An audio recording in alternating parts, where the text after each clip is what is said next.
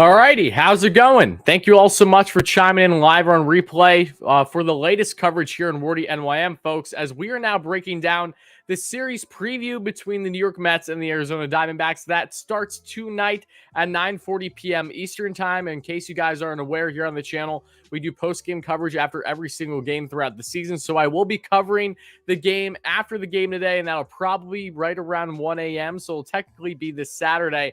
Either way, I'm looking forward to it. This is going to be a fun series for the Mets after they first won the series against the D-backs in their home opening series, 2-1. So we'll be breaking down everything that there is to know about this series in today's series preview against the Arizona Diamondbacks, and I'll be answering all your comments, questions, and concerns after I break down all these things first for my viewers here in the live stream. And for people on replay, thank you all so much for being here. I know there's going to be a lot of people on replay because this is an earlier live stream that I normally do throughout the day, given my schedule. But I'm excited to get into it. I hope you guys are too. So before I do anything else, I want to give a quick shout out to everyone that's first here in the live stream. If you're here on a replay, make sure to smash that like and subscribe button. As always, folks, always appreciate it. Help us get to 100 likes for the first short-term goal and 15K subs for the next short-term goal here in WardyNYM. But a lot to break down. Very pumped up for this one. I see Keith, Leo, Cody, how's it going? Blindbeard, Thomas, Biggles, Watermelon, Khan, let's see, J Bros, Fern, Avery, Keith, Chris, all you guys, thank you all so much for being here. And Sandy, great member on the channel. Fern, how's it going? All you guys, and for everyone else just chiming in, thank you so much as well. But we got a lot to talk about because we're all riding high off of that series victory over the San Francisco Giants, and rightfully so. That was a statement series for the New York Mets to open up this season and say, hey, yeah, we are going to be a big deal this year, and we are going to go out and compete with the best teams in the league. And they did exactly that. Now they have, of course, a lesser opponent and the Arizona Diamondbacks. And how are they going to fare? Well, naturally, it should be a series victory, even if they don't sweep the series, because again, as much as I would love series sweeps, series victories is what is going to carry this team and hopefully get them to the promised land this year. You got to win more series often than not. And if the Mets can do that, especially against lesser teams like they have already played the D-backs once this year and the Washington Nationals, then yeah, as long as you can continue to take advantage of opportunities against those teams, then you are definitely in a great spot this season, along with taking advantage of opportunities that you might get little less of against more competitive teams like the San Francisco Giants. So on all fronts, the Mets have been looking great. And before we deep dive exactly what is important for the Mets in this series outside of the actual pitching matchups that you see right now here that we'll be breaking down along with key Mets and key D-backs in the series to follow from both sides, let's talk about for a second where the Mets have been sitting at this point in time, both offensively and pitching in the MLB. Because I know we're not even a month into the season, not even like 3 weeks fully, I believe, but they are still in a fantastic spot that deserves acknowledgement, especially after that awfully impressive series victory over the San Francisco Giants. So looking down the numbers quickly, folks, in case you're unaware, we got the Mets are currently second in the MLB in runs scored. They're first in hits, sixth in home runs, second in RBIs, third in walks, first in stolen bases, tied for first with stolen bases. They have 11 right now. Third in batting average, first in on-base percentage. That isn't a surprise. They're always getting on base, even if they're not getting hits. Ninth in slugging, fifth in OPS. And then when looking at pitching, the Mets are currently second in all the MLB for their earned run average. That is for the entire staff, not just the rotation. And then they are first for opponent batting average. So the Mets are doing really well with their staff overall, attacking the opposing hitters, and first in the MLB in their rotation ERA. So when focusing on the rotation, even without Jacob deGrom, with only 2 innings from Taijuan Walker thus far, he will be returning hopefully in the St. Louis Cardinals series this upcoming week. Outside of that, though, the Mets, David Pearson, Tyler McGill, guys like that have been stepping up, and Cookie Carrasco to help give the Mets the best rotation. Again, it's so funny because it honestly cracks me up a little bit thinking about it, guys, because I originally was going to do a video like right before the season began talking about the Mets rotation and is it the best in baseball, highlighted by Jacob deGrom, Max Scherzer, and Chris Bassett. But of course, when Jake got hurt, that was literally the day after I was debating on making that video. I then decided to put it away. I'm like, all right, the Mets will be lucky if they can get a solid start from their rotation with a lot of uncertainties now. And even without Jake, they're performing to the caliber that is among the MLB's best. So huge props to the rotation, huge props to Jeremy Hefner and everyone else involved with how fantastic of a start the Mets have had, not just on the pitching front, but also, of course, overall with this team. But let's talk about now getting into the series. And again, shout out everyone here in the live stream or on replay. Appreciate you guys. The reason why I set this for 1:30 p.m. Eastern time today when the game is at 9:40 is that way it gives more longevity for my viewers, a lot of them watching on replay as well, that want to know everything that there is to know about the series. Because naturally, after one game happens, what I talked about in here may only mean so much to you depending on the result of that. So there's a short shelf life with these things. So I want to make sure that I can get this out for as long as possible for you guys. But getting into this D-back series, the Diamondbacks, what did they do in their last series? Well, they actually split their series. They had a doubleheader against the Nationals to start things off. They lost both those games, scoring little to no runs in those two games. But in their past two games, they have exploded and ended up splitting that series with the Nats. And we all know the story with the D-backs. They're a team that, again, will be a bottom feeder this year. They have really one man that sticks out offensively, and that's Ketel Marte, especially one of the more versatile impact athletes in the MLB, can play both in the infield and the outfield for you. And as long as he's healthy, great things are going to happen on his front. We saw him succeed in the series against the Mets, as did some other players. But for the Mets, when we look at exactly what the pitching matchup is going to be right now, I do see my Wi-Fi is slightly down at the moment. So if we do get bad pitcher quality for a little bit, I do apologize. It shouldn't be too long, though. I don't know what's happening. My power's been going on and off the past day, too, where I reside. It's been weird going on where I currently am. But either way, Wi-Fi should pick up here in a minute. Regardless, though, looking at these pitching matchups, it's exciting because we have David Peterson for game one tonight at the time of recording this versus Zach Gallen. Zach Gallen obviously worked the Mets pretty well in a shortened campaign. If you guys don't remember, the Mets lost the game in which Zach Gallen started in game two of their previous series, in which Zach Gallen pitched 4 scoreless innings. The Mets were only able to get 2 runs scored in that one, losing 3-2.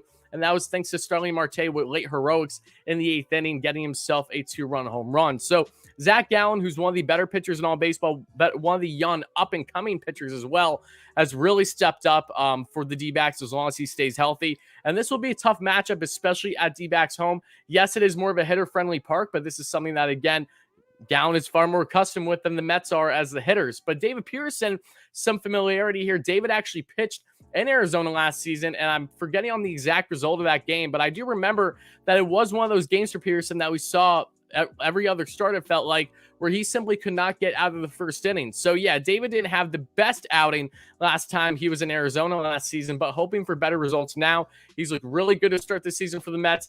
Pitched 4 scoreless when he came in for Taijuan Walker in Philly like a week and a half, 2 weeks ago. And then his most recent start, he looked really strong there too against these D-backs. So I'm excited to see what David Peterson is going to do. Again, he's a guy that can be a swingman for you out of the bullpen, or of course can be a starter dealing with injuries right now, to the likes of Taijuan Walker that, as I said earlier, should be back in the Mets rotation for the Cardinals series early next week. But David Peterson, Zach Gallen, that is game one for the pitching matchup. Game two, this is a 2BT versus 2BD, both, of course, to be determined. What it looks like that this is going to be, however, from the little information that we have garnered thus far, is that it looks like that there's a solid chance that for pitching-wise on the Mets side of things, it may very well be Trevor Williams that has been thrown out there by Buck Showalter, I believe, already as an idea. Because Trevor, if you want him to eat innings, especially in a spot where you don't necessarily have a full-fledged starter right now, given how the rotation is setting up after the Mets had their doubleheader, which changed things for them a couple of days ago against the Giants. You bring in Trevor Williams potentially for the start, and I think that's perfectly fine. He's an innings eater. He is a starter, but again, has been more of a reliever, long reliever for the Mets since they acquired him. And if there's a game where I would say feel fairly comfortable about Trevor Williams having a decent amount of innings, a good impact in, it would be against a team like the Arizona Diamondbacks. So don't be surprised if Williams does, in fact, become the starter for the Mets this Saturday in game two, which I believe is what, 8 to 8:40 p.m. Eastern time start, like an hour earlier at least than tonight's start. And that should be against, from the math I did, it may very well be Humberto Castellanos. He, of course, got the start against the Mets, in which the Mets ended up winning that game. It was a series finale prior to the Giants series in which they first faced the D-backs. Mets won that game 5-0, and Humberto wasn't the issue, however. He pitched 4 scoreless innings as well, just like his buddy Zach Gallen. So Castellanos did well at Citi Field. We'll see how he will do should he get that start in game two against potentially Trevor Williams. And then game three, and again, I can't emphasize this enough. I do apologize if my video quality is a little down right now.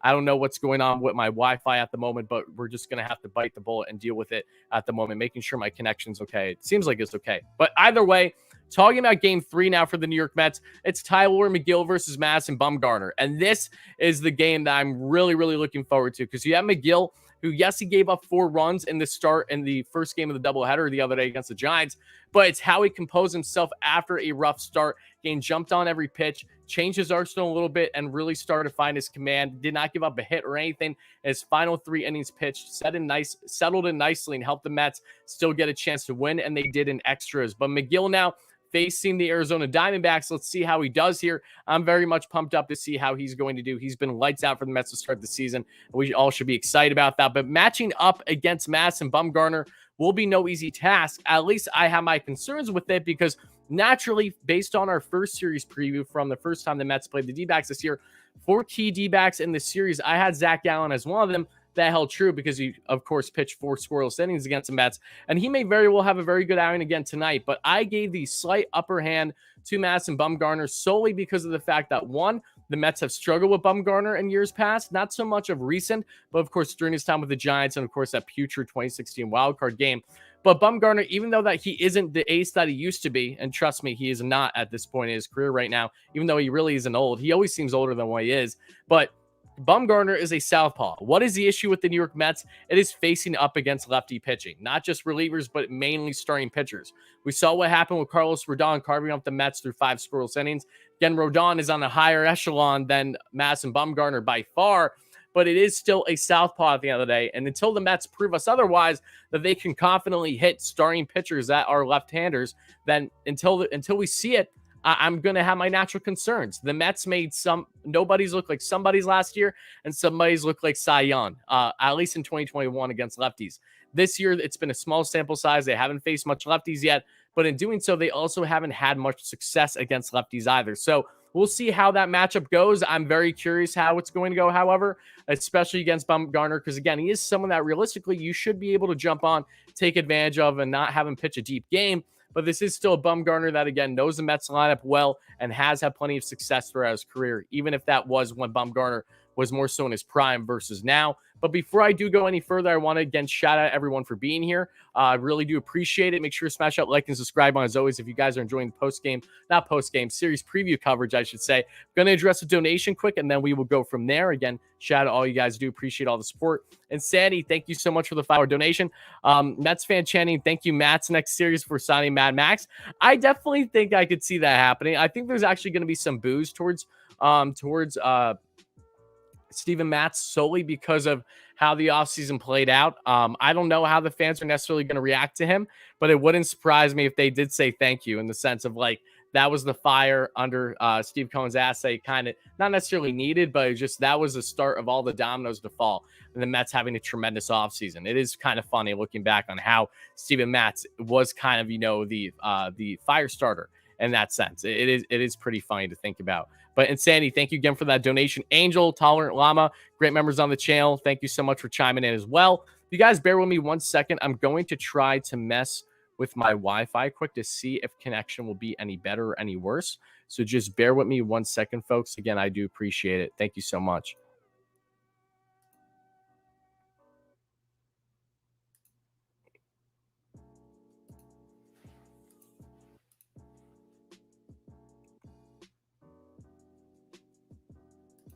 Okay, we'll see how the connection goes. I don't know if it's going to be perfect or not. Either way, now I'm not downloading anything. No, my Wi-Fi's just been finicky because the power's been acting up the past 12 to 24 hours. I'm in my neighborhood. I can't tell you why. It's just been happening. Not even bad weather or anything. It's beautiful out right now. But going back to what I was saying, so these are the pitching matchups it looks like we are going to have between the Mets and the Arizona Diamondbacks. I'm excited for game 1. Game 2, we'll see. That one might be a little bit more of an offensive battle based on the pitching, and game 3 as well. Excited for Tyler McGill against Madison Bumgarner. But now let's get into key Mets for this series for you guys, because there are plenty of guys that stand out after the Mets as I started the show by breaking down what has been their upside in offensive production. But it's easy to look at this series and think that the Mets are going to, by all accounts, just dominate in every single way. But there's a solid chance that that won't be the case today. I mean, at least in this series, they won't dominate to the maybe what we initially hoped for.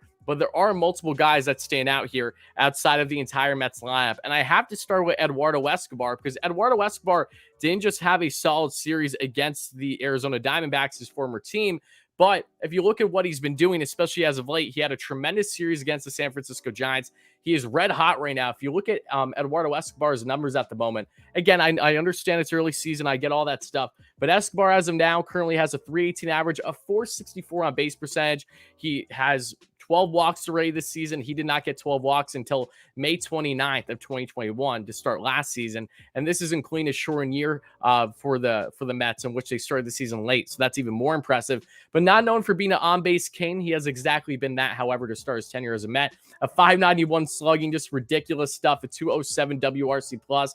But yeah, Escobar, two things that I love about him in this series. One, you love the switch hitting aspect. Everything that he brings to you in your lineup, knowing he can bat from the right or left side of the plate, is definitely vital, especially against a series where you are facing both lefties and righties.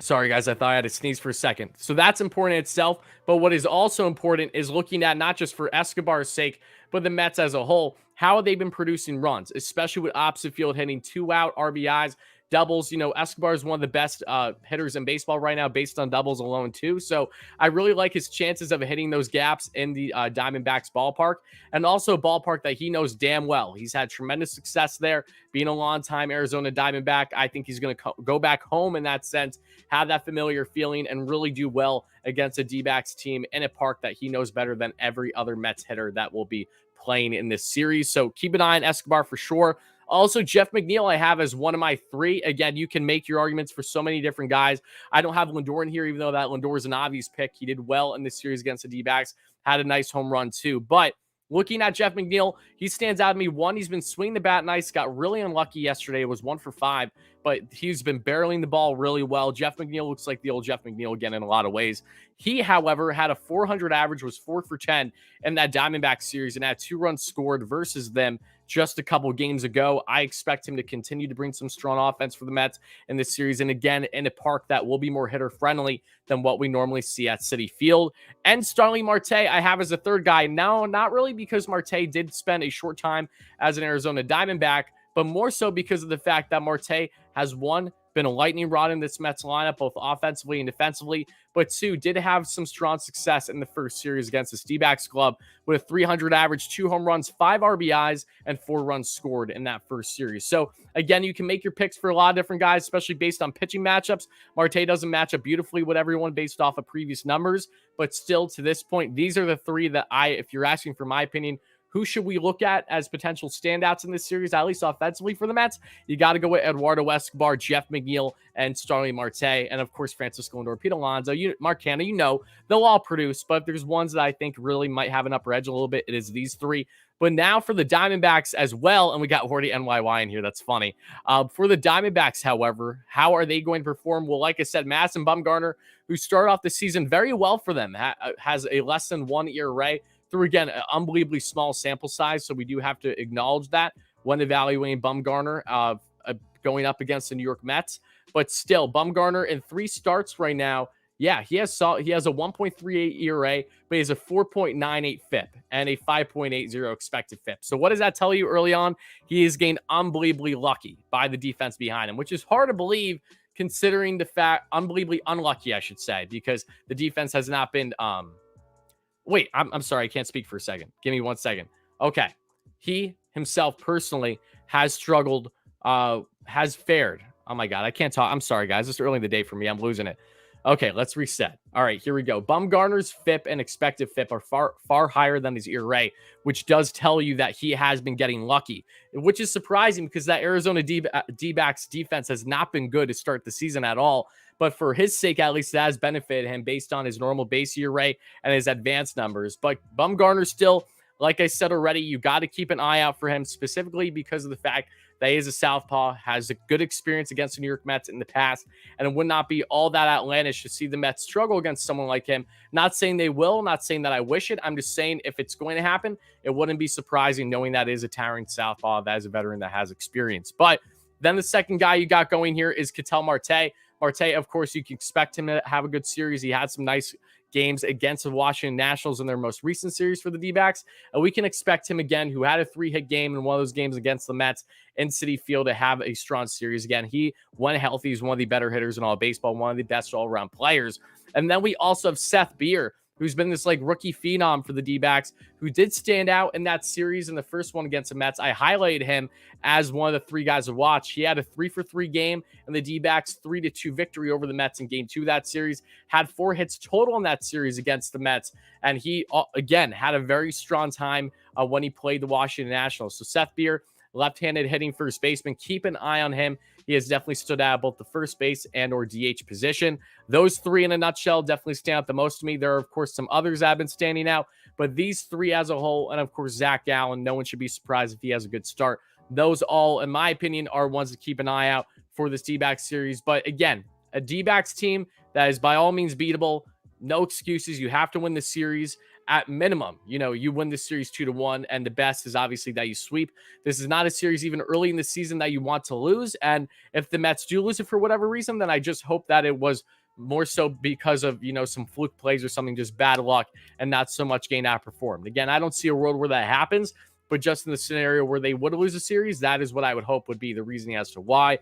But again, hopefully the Mets win 2 of 3 or sweep this series against the D-backs. Beyond feasible, knocking on wood so I don't jinx it. But for people watching replay right now, this is where we're going to cut things off. Hope you guys enjoyed this series preview coverage between the Mets and the D-backs. For my live viewers, which is everyone here in the live stream right now, I'm going to start answering all your questions, comments, and concerns. So again, continue smashing that like and subscribe button, folks, if you guys have been enjoying the series preview coverage. My apologies once more for the stumbling of words. Again, a little earlier than expected for me to do this coverage today. I got a long day of things, so I apologize for the tongue twisters. No less, thank you so much for watching. For my viewers, I'll start answering your questions now. For people on replay, this is where we'll cut things off.